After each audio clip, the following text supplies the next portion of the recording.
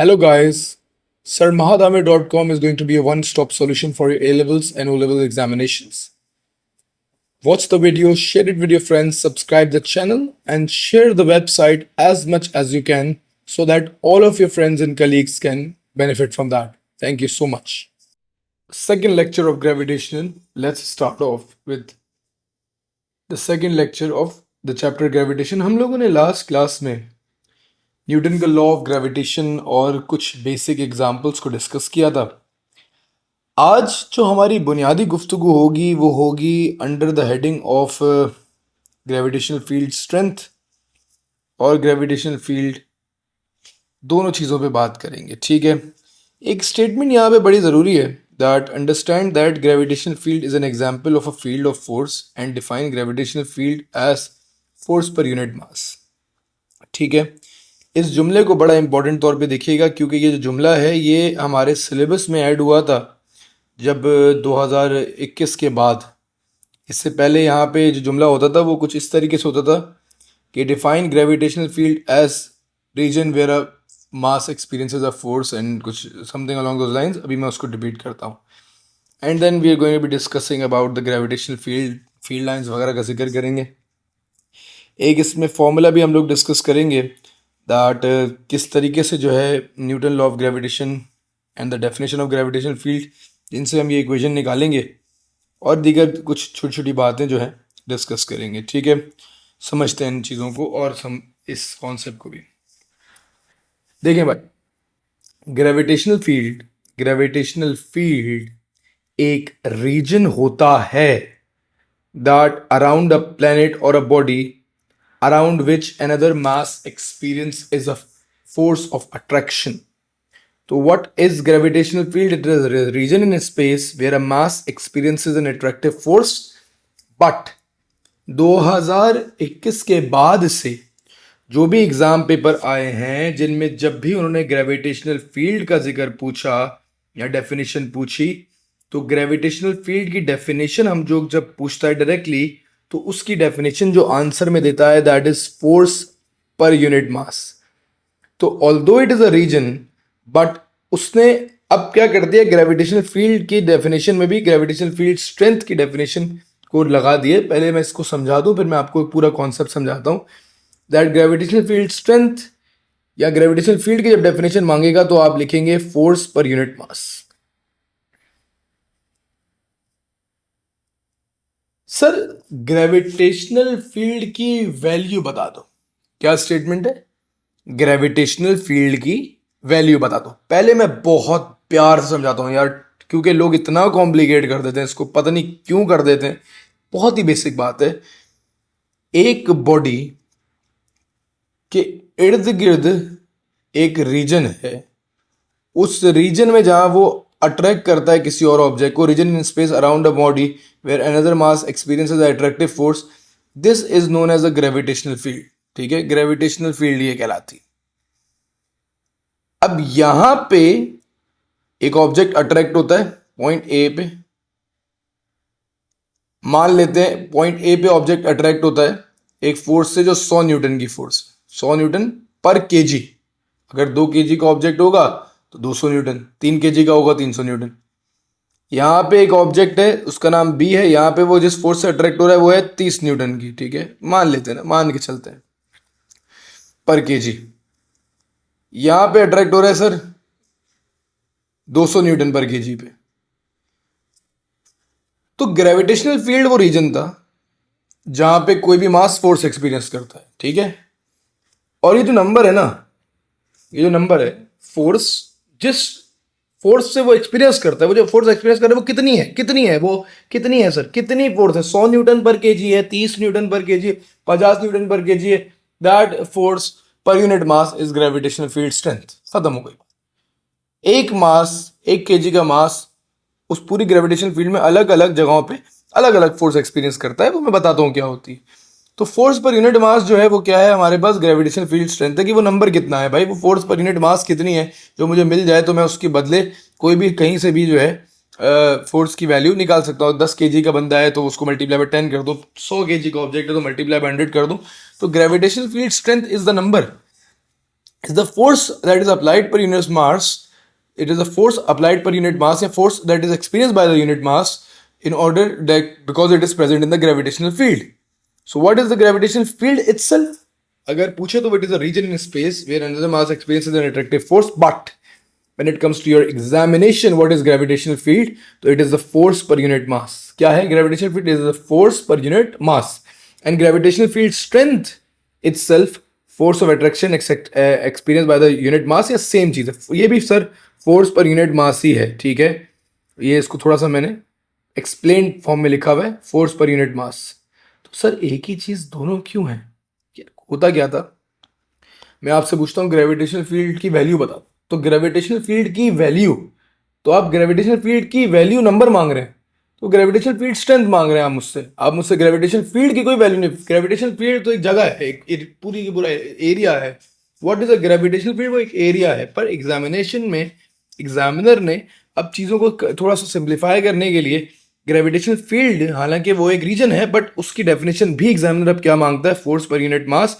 क्योंकि उसने सिलेबस में लिख दिया है कि understand that a gravitational field is an example of a field of force, and इसको डिफाइन कर दें कि as force per unit mass. वो है, ठीक है, एग्जाम्पल है फोर्स की, फील्ड है, ट्रैक्शन है, सब है, बट इसकी डेफिनेशन आप बस फोर्स पर यूनिट मास लिख दें. मेरे लिए इससे ज़्यादा कोई रिक्वायरमेंट नहीं है, मैं इस पर खुश हूँ, मैं यही चाहता हूँ, ठीक है जी. तो ये एग्जामिनर की रिक्वायरमेंट थी. मैंने कहा ठीक है भाई, एग्जामिनर साहब को जो जो रिक्वायर्ड है हम वैसे ही देंगे, वरना हमारा एग्जामिनेशन गलत हो जाएगी. सर अब बात को समझते हैं कि क्या होती है कहानी. Sir gravitational field strength force per unit मास थी. अब अगर मैं बात करूं सर हमारे पास ग्रेविटेशन फोर्स की, it universal law of gravitation क्या कहता है कि दो मासेस एक दूसरे को अट्रैक्ट करते हैं by the same amount of force. अगर लेट्स सपोज मैं 1 kg का मास, सर जो बताया उसको फिलहाल 1 सेकंड के लिए छोड़िएगा, यहां पे रखता हूं अर्थ के सरफेस पे, और मैं बोलता हूं वो कितनी फोर्स एक दूसरे पे, वो मास 1 kg का अर्थ पे और अर्थ उस ऑब्जेक्ट पे कितनी मास फोर्स लगाएगी. तो आप बोलेंगे sir according to universal law of gravitation या Newton's law of gravitation, 2 point masses, इस फॉर्मूले से जो है हम फोर्स निकाल सकते हैं, दैट इज G/m/r². आपने कहा sir value of gravitation constant 6.67 times 10⁻⁻11 होती है. इसके साथ जो अर्थ का मास है वो सवाल में हमें गिवन है, दैट इज 6 टाइम्स 10⁻24. अच्छा, जो हमारे पास ऑब्जेक्ट है वो 1 kg का है सर, और जो सेपरेशन है लाजमी सी बात है, वो सेपरेशन जो है वो अर्थ का रेडियस ही होगी क्योंकि बिल्कुल सरफेस पे पड़ा हुआ है. तो जो सेपरेशन है that is going to be the radius of the earth. तो मैं ये भी लिख देता हूं.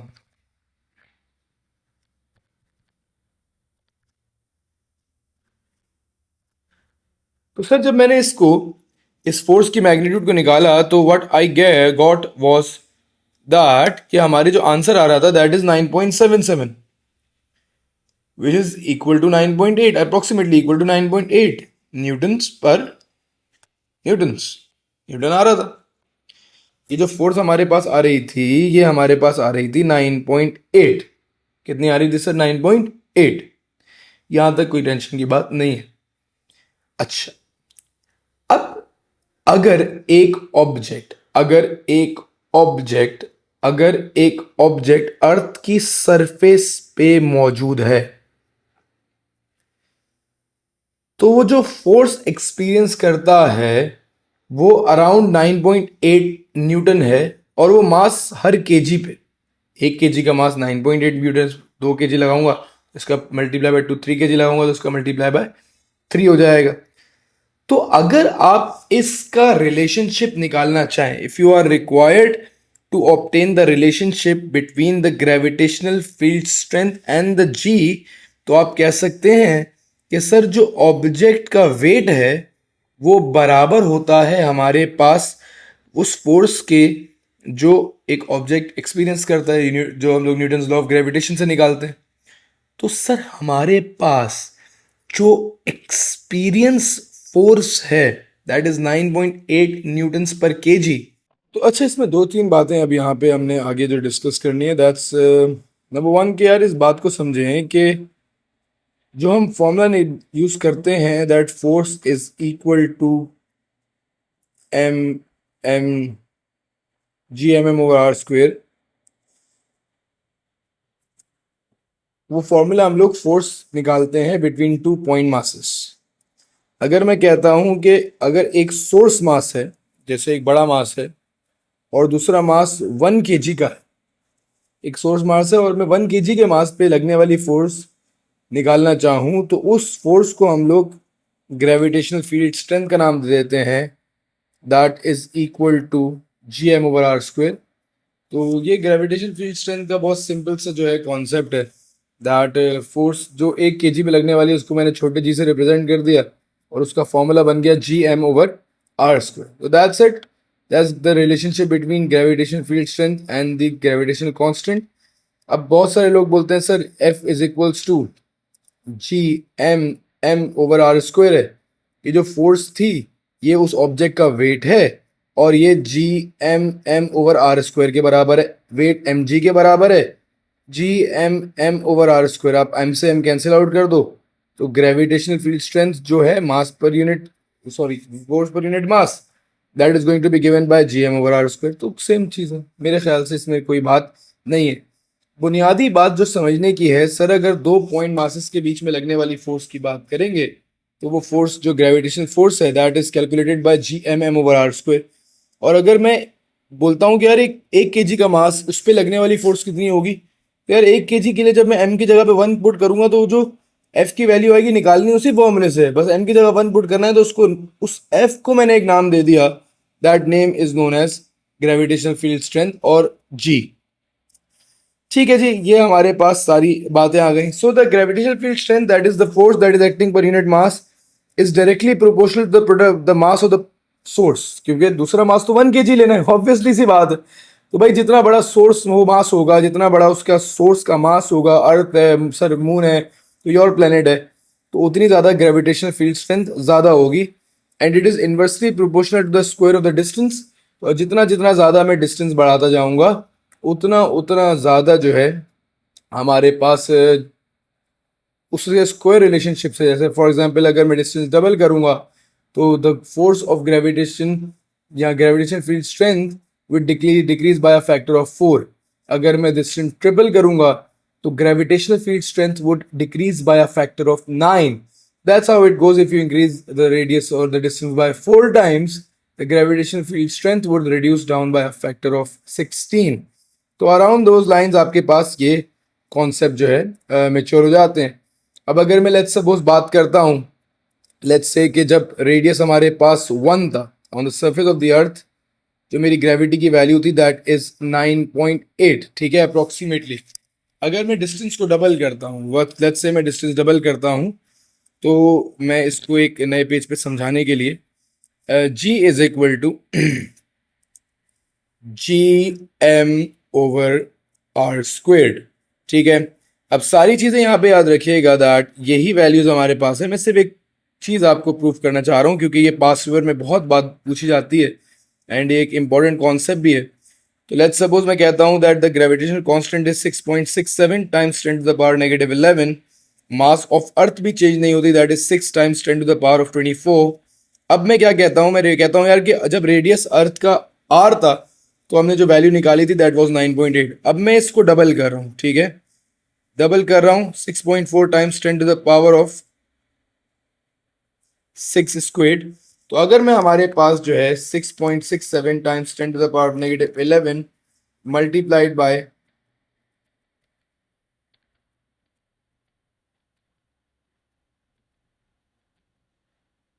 6 times 10 to the power of 24, and the whole thing is to be divided by 2 times 6, 2 times 6.4 times 10 to the power of 6 and then square that। आपके पास जो वैल्यू ऑफ ग्रेविटी आ रही होगी that is going to be 2.44। और जब मैं इसको 3 से मल्टीप्लाई करूंगा तो value of gravity would reduce down by factor of 9। Then the gravity would be, जब लेट्स से मैं पूरी चीज एज इट इज यूज करता हूँ और now I am multiplying, like I am getting the using the distance 3 times the radius, the value of gravity is going to be 1.08। And let's say अगर मैं इसको 4 times जो है करता हूँ, तो अगर मैं इसका डिस्टेंस जो है 4 टाइम्स कर देता हूँ, 4 टाइम्स द रेडियस, तो जो हमारी वैल्यू आ रही होगी that is going to be 0.61। तो अगर मैं इसका एक ग्राफ प्लॉट करता हूं सिर्फ आपको समझाने के लिए, दैट अगर मैं बात कर रहा हूं अर्थ की सरफेस पे, तो the value of gravity is 9.81। अगर मैं बात कर रहा हूं 2 टाइम्स ऑफ द सरफेस, तो हमारी वैल्यू जो आ रही थी वो कुछ अराउंड 2.5 तक आ रही थी। तो ट्वाइस द रेडियस पे अराउंड 2.44 हमारी वैल्यू कहीं यहां लाई कर रही होगी। अगर मैं इसको 3 टाइम्स करता हूं तो हमारी वैल्यू कुछ 1.08 यहां लाई कर रही होगी। अगर मैं 4 टाइम्स करता हूं तो हमारी वैल्यू जो है कुछ 0.61, और उसकी जो वैल्यू प्लॉटिंग होगी वो कुछ यहां लाई कर रही होगी। This is an inverse square relationship between the gravitational field strength and the radius of the या the distance between the mass. तो 1 kg का मास अगर सरफेस पे है तो the value is approximately equal to 9.81, and it is reduced by the fact square relationship, inverse square relationship.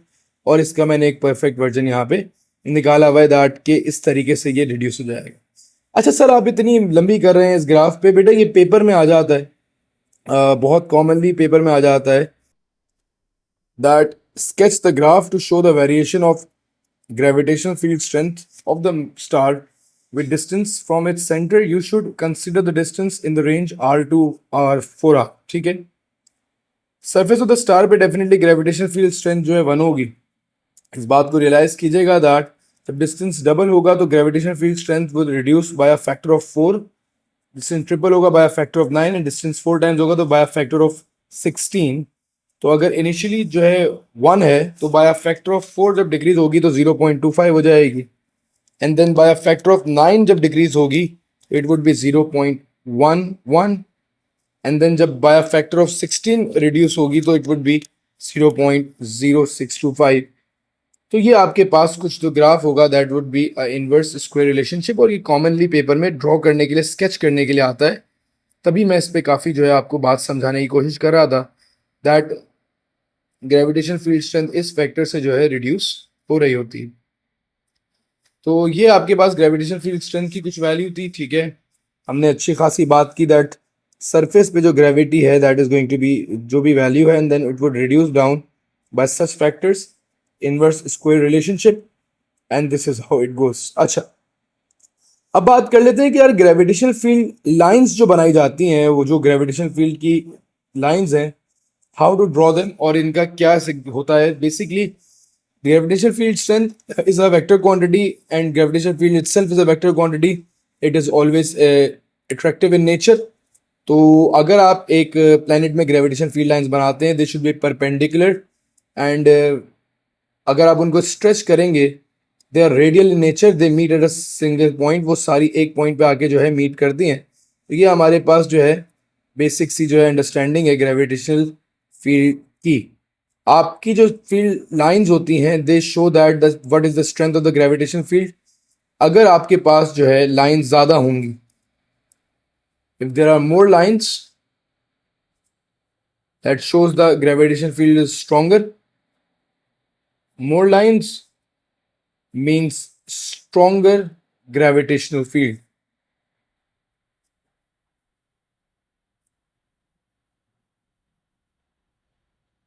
तो according to this concept याद रखिएगा कि जितनी ज़्यादा फील्ड लाइंस होंगी उतनी ज़्यादा जो है वो स्ट्रॉन्गर होगी।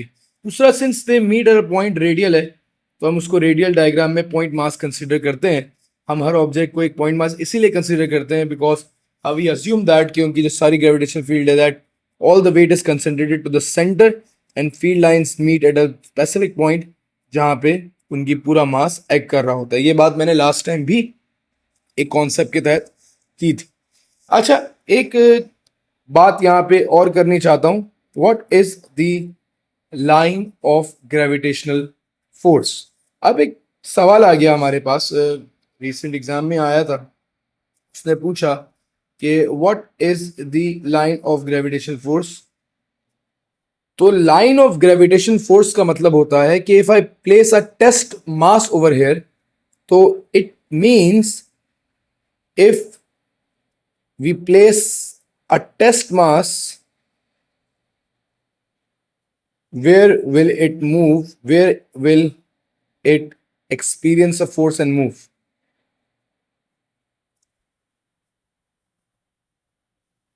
तो सर ये जो लाइन ऑफ फोर्स है ये इन लाइंस को बोला जाता है, और अगर वो इसके एग्जाम में पूछ ले कि what is line of gravitation force, तो याद रखिएगा, if you place a test mass where it will experience a force and move is known as the line of the gravitation force. ठीक है, ऑन दैट नोट ये हमारे पास gravitational field strength and gravitational field के concept थे। कभी कभार ये कॉन्सेप्ट जो है थोड़े से मेच्योर कर देता है, बोलता है कि how to construct the gravitation field lines. तो ग्रेविटेशनल फील्ड लाइंस की दो रिक्वायरमेंट है। सबसे पहले they must be radial, they must be radial means meeting at a centre point, और दूसरी ये है perpendicular to the surface of the planet. तो प्लैनेट या मून या anything, they should be perpendicular, हमेशा 90 डिग्री बनाएंगे सरफेस से, and they would meet at a centre point जहाँ पे भी वो बन रही होती है। ठीक है, कभी ऐसा नहीं होता कि ग्रेविटेशन फील्ड इस तरीके से बन जाए, ऐसा बिल्कुल भी नहीं है। और स्ट्रेट लाइंस होती हैं, ठीक है, perpendicular to the surface, they must be straight lines. अच्छा, इस कॉन्सेप्ट को थोड़ा एक्सटेंड करते हैं। Since gravitational field strength is a vector quantity, तो if I am standing on the right hand side, तो मुझे ग्रेविटी जो है इनवर्स पुल करेगी, तो मैं इसकी वैल्यू नेगेटिव जी ले सकता हूँ, which is going to be equal to -9.81। Same चीज है बिल्कुल, अट्रैक्शन भी सेम है, but since it's a vector quantity and I'm on the left hand side and I'm being pulled from the left hand side, मैं value of जी को -9.81 ले सकता हूँ। और फ्रॉम द पॉजिटिव साइड हम लोग इसको पॉजिटिव जी या 9.81 पॉजिटिव ले सकते हैं।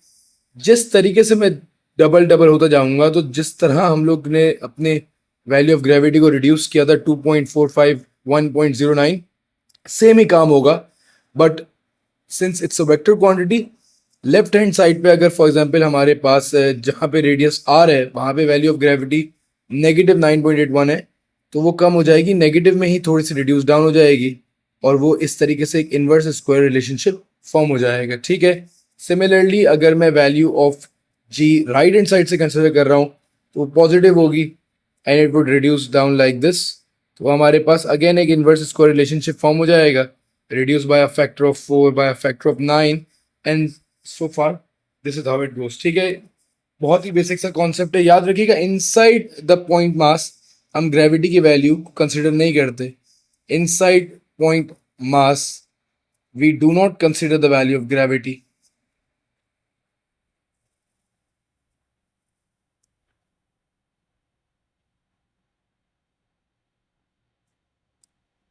अच्छा, अगर फॉर एग्जाम्पल सेम मास है किसी और इंटरस्टेलर बॉडी का, सेम मास एज अर्थ है, 100% सेम मास एज अर्थ है, बट उसका जो रेडियस है वो स्मॉलर है, तो होगा क्या कि value of G would be very high, value of G is going to be very high, और इसको रिप्रेजेंट करने के लिए आप जो फील्ड लाइंस बनाएंगे वो भी ज़्यादा ड्रॉ करेंगे। ठीक है, तो अगर लेट्स सपोज ऐसी पर्टिकुलर ऑब्जेक्ट की जो है हम बात कर रहे होते ग्रेविटेशनल फील्ड निकालने की, तो जो हमारी फील्ड लाइंस होती हैं वो हमें उनके जो अमाउंट होती है वो बढ़ानी पड़ती, ताकि हम ये बात शो कर सकें that a stronger gravitational field is there, the pull is much stronger compare to the earth. क्योंकि आपको ऑलरेडी ये बात पता है दैट जितना जितना डिस्टेंस कम होता जाएगा उतनी ज़्यादा ग्रेविटेशनल फील्ड स्ट्रेंथ बढ़ती जाएगी। तो इन्वर्स, ये भी इन्वर्स स्क्वायर रिलेशनशिप की दूसरी फॉर्म है। तो value of G is going to be very high if the mass is same and the radius of the object is like smaller. तो ये सारी चीज़ें आपने कंसिडर करते हुए इस कॉन्सेप्ट को लेके चलना है। अगर मैं जो है रेडियस बढ़ाऊंगा, प्लैनेट का रेडियस इंक्रीज करूंगा, तो ग्रेविटेशन फील्ड स्ट्रेंथ जो है कम हो जाएगी सेम मास के प्लैनेट के लिए, और अगर मैं रेडियस ऑफ द प्लैनेट कम करूंगा तो ग्रेविटेशन फील्ड स्ट्रेंथ बढ़ जाएगी सेम मास के प्लैनेट के लिए। अच्छा, ऑन दैट नोट यहाँ पे हमारे पास जो है अब अगली टॉपिक में इंशाल्लाह विल बी कवरिंग के किस तरीके से दो डिफरेंट बॉडीज के बीच में ग्रेविटेशनल फील्ड स्ट्रेंथ वेरी करती है। Will be discussing the concept of null point और बहुत सारी इंटरेस्टिंग बातें। आज का हमारा लेक्चर जो था वो ग्रेविटेशनल फील्ड स्ट्रेंथ के हवाले से था। हमें अगर इस लेक्चर को कंक्लूड करें तो gravitational field strength is the force per unit मास, जो भी एक केजी मास जो भी फोर्स एक्सपीरियंस करता है because of one source mass, that is known as the gravitational field strength.